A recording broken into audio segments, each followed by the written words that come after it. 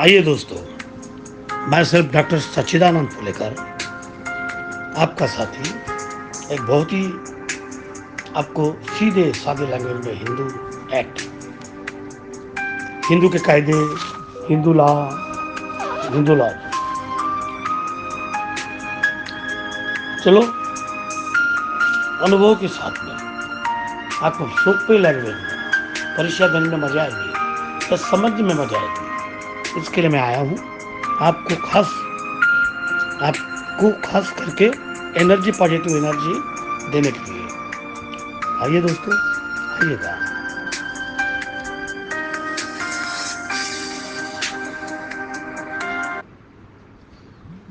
तो आज अपन हिंदू एक्ट 1955 में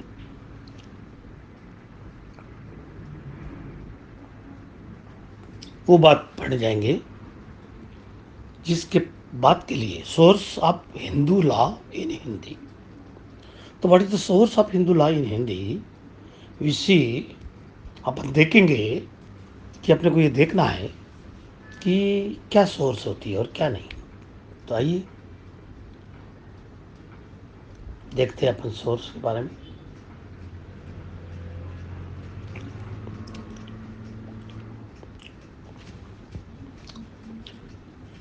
मैं डॉक्टर सच्चिदानंद फुलेकर आपकी खरीद के साथ में आपके साथ में हूँ एवरीवन।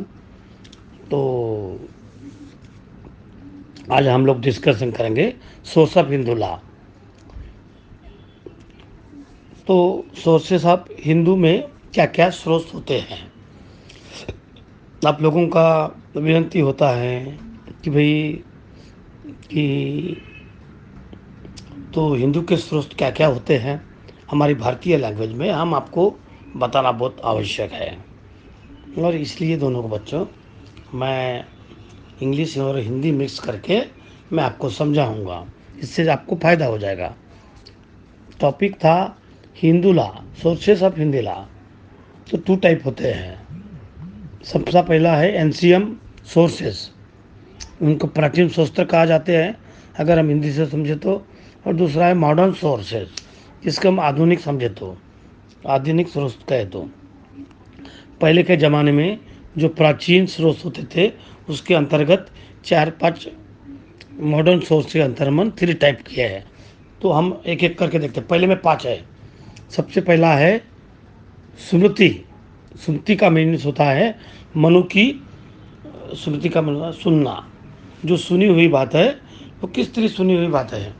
जैसे दैवी शक्ति के द्वारा कोई आकाशवाणी की जाती है, तो ऐसे चीज़ों को स्मृति के अंतर्गत संग्रहित किया जा सकता है। तो इसे प्राइमरी सोर्स कहा जा सकता है।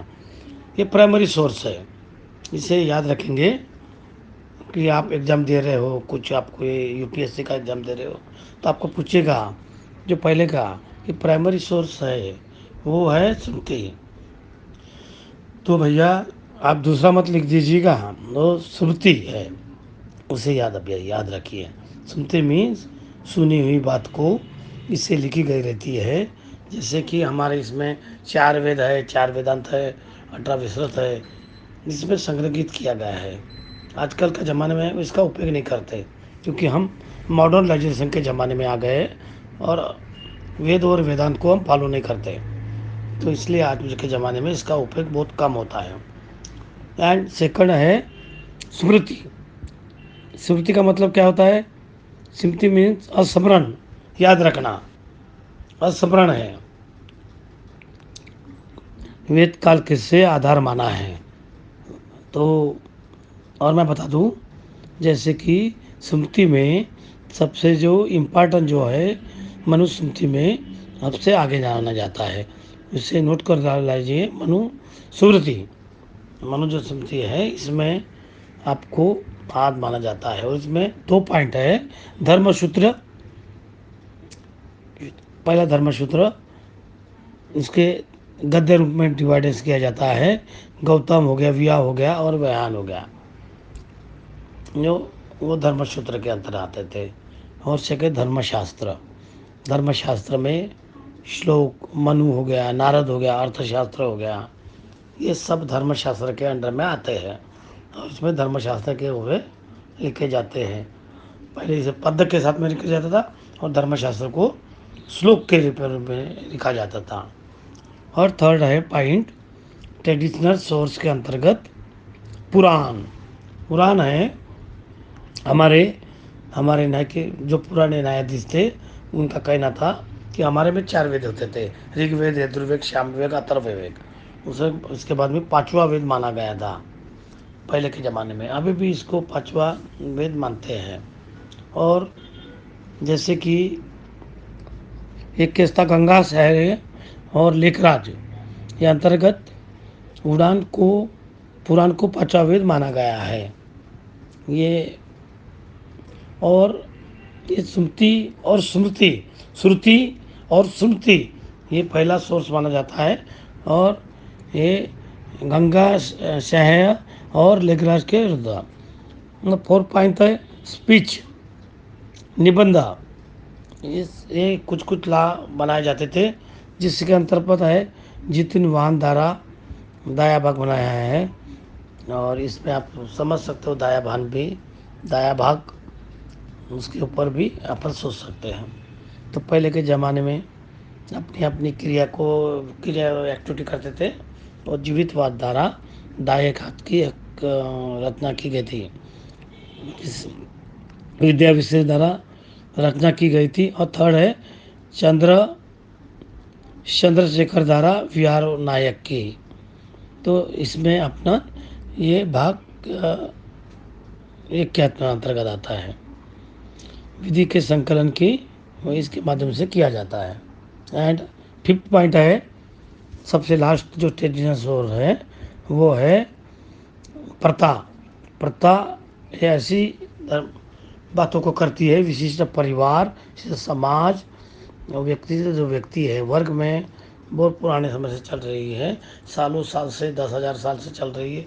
वो होगी विधि के द्वारा, लॉ के द्वारा बल प्राप्त हो गया है। जब इसे हम मिटा नहीं सकते। और जैसे कि एक एग्जांपल लेते हैं, जैसे कि हम लोग स्कूल जाते थे, कॉलेज जाते थे, तो हम पहले अपनी पेरेंट होते हैं उनको पैर छूट कर सलाम करते थे। ये कस्टम है, सिस्टम है, प्रथा है, वो पहले से चली आ रही है। तिलक लगा रहे हैं, ये सब कस्टम जो है ये विशिष्ट परिवार समाज के द्वारा पुराने समय से चली आ रही है, उसके हम कस्टम कर रहे हैं। कस्टम 3 टाइप में होता है। जैसे कि प्रथा को ला से बल प्राप्त करने के लिए उसको 3 प्रकार में एंटीनेट होना चाहिए, कंटिन्यूटी होना चाहिए और रीजनेबल होना चाहिए, युक्तियुक्त होना चाहिए।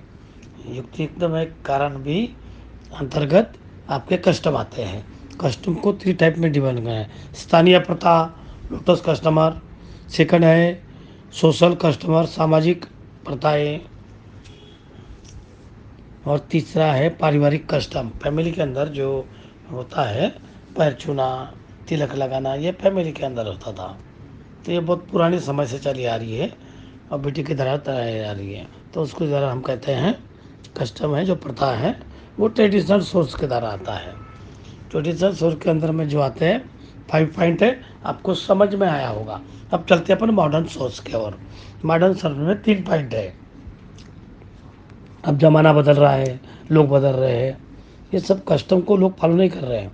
पहले के ज़माने में रूल था, पहले के ज़माने में जाते अपने माँ पिताजी के, अभी रूल चेंज हो गया है। आप तो खुद शादी कर सकते हो, आप अपनी रह सकते हो, एक दूसरे के साथ में रह सकते हो लिविंग रिलेशन के द्वारा। तो जो रूल है वो चेंज होते रहते हैं। हमारा समाज परिवर्तनशील है, हम परिवर्तनशील है, फिर ला भी परिवर्तनशील है। इसलिए ट्रेडिशनल सोर्स के अंतर्गत 5 पॉइंट आते हैं। उसमें आज के ज़माने के अंतर्गत कॉन्स्टिट्यूशन की ओर से तीन मॉडल सोर्स है। उसके अनुगत लेजिस्लेशन, विधायन के अंतर्गत कोई भी ला का निर्माण के बाद में परिवर्तनशील है, समाज परिवर्तनशील है, तो अमेंडमेंट है, हम बदला भी जा सकता है। जैसे कि हिंदू मैरिज एक्ट 1955 के, और सेकंड है हिंदू मैरिज गार्जियन एक्ट 1956 के अनुसार, हिंदू सक्सेशन एक्ट 1956 के अंतर्गत मेंटेनेंस एक्ट, इसके बहुत सारे एक्ट हैं जो ये परिवर्तनशील है। जैसे कि हिंदू मैरिज एक्ट को 1976 में इसका अमेंडमेंट किया गया था, बहुत सारे बदलाव किया गया था। आप सर देख लेंगे, लेजिस्लेशन द्वारा ये एक्ट बनाए जाते हैं और उसमें बदलाव किए जाते हैं। तो अभी दूसरा है, लेजिस्लेशन को आपने समझा। अब जुडिशियल डिसीजन, न्यायिक निर्णय। न्यायिक निर्णय के अंतर्गत जो हमारे जो सुप्रीम कोर्ट है, तो बीबी काउंसिल था पहले, सुप्रीम कोर्ट हाई कोर्ट नहीं थे। अभी क्या है, सुप्रीम कोर्ट हाई कोर्ट है। उसके अंतर्गत जो ही निर्णय लिए जाते हैं, हम जैसे ही हिंदू के जो लॉ में के सोर्स बनते जा रहे हैं, जैसे मुस्लिम लॉ के सोर्स बनाए जाते हैं तो मुस्लिम के लिए थे, उसी प्रकार हम हिंदू के लिए बातें करते हैं। तो हिंदू के लिए जो हाई कोर्ट में बातें होगा, जो निर्णय होगा वही ले जाते हैं वो, और हिंदू के लिए लागना पड़ेगा।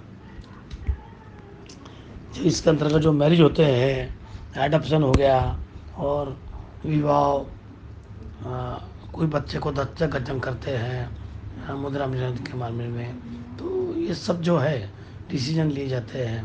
पहले जो था, आपको उत्तराधिकार करते हो, दादा दादी, पेरेंट पेरेंट थे, जो भी नियम बनाए जाते थे वो नियम पुराने थे।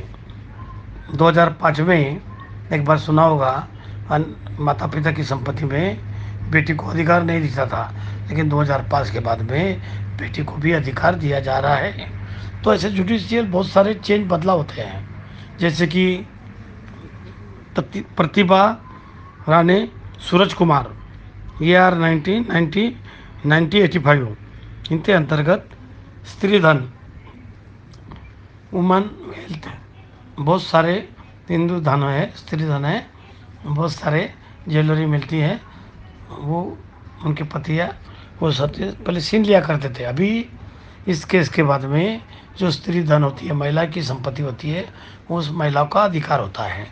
इस तरह से रूल है, चेंज होते रहते हैं।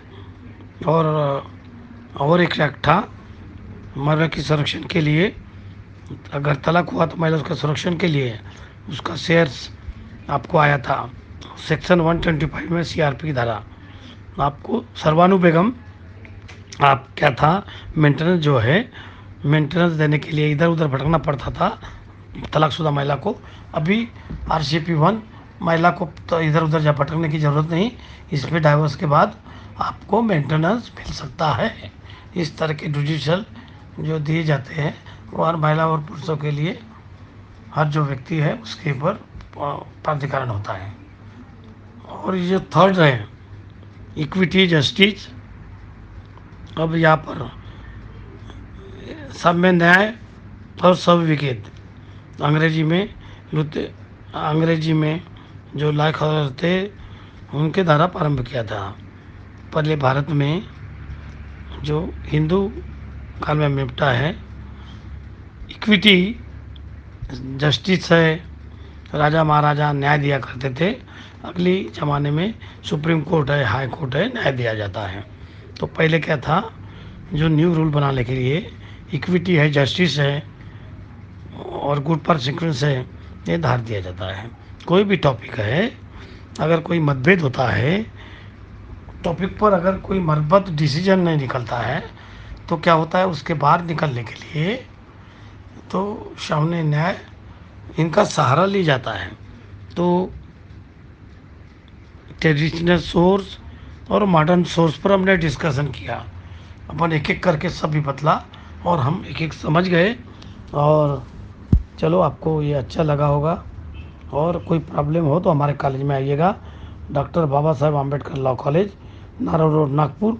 यहाँ एक से होशियार लोग हैं, आपकी मदद ज़रूर मिलेगी।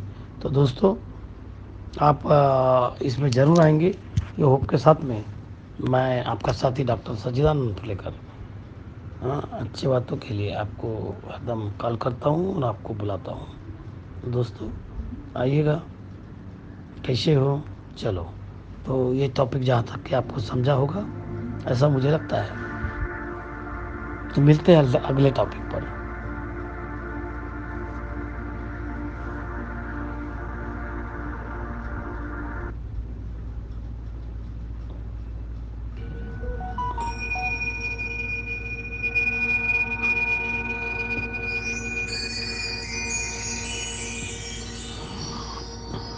चलो दोस्तों, थैंक यू वेरी मच।